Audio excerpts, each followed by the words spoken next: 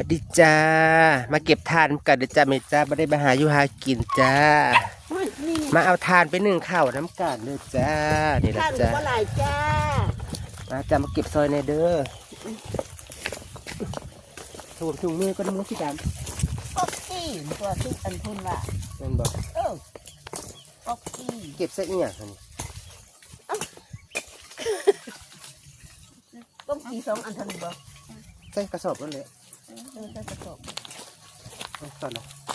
คิดดังก่อน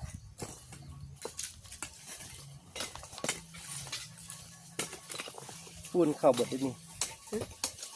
ก็เข่ามาจะมาธุรกิจมือน้ำกันเด้อจ้ามานี่ทำธุรกิจมืดเด้อจ้าเจ้าหอบไม่มาใส่เถอะนึ่งข้าวเด้อจ้าเอาไปนึ่งข้าวเด้อดำๆเด้อ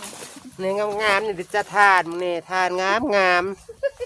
เด้อจ้าเพื่ออยากได้ก็สร้างได้สร้างได้เด้อจ้า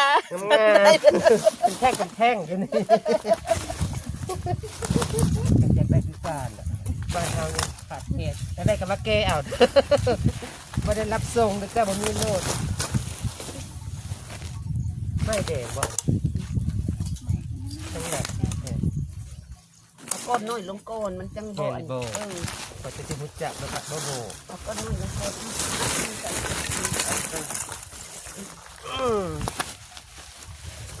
มาดิจ้ามาเอา30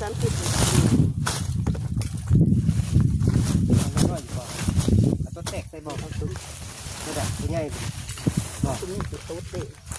แล้วเขาจี้เขากระดาษตัวนี้เอาไปใ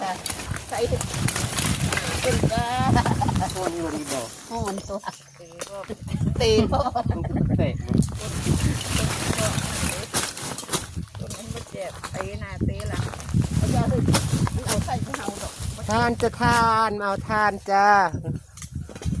โอ้เห็ดคลิปสั่นก็เด้อบัดนี้เห็ดยาโพดโอ้ยไปแล้ว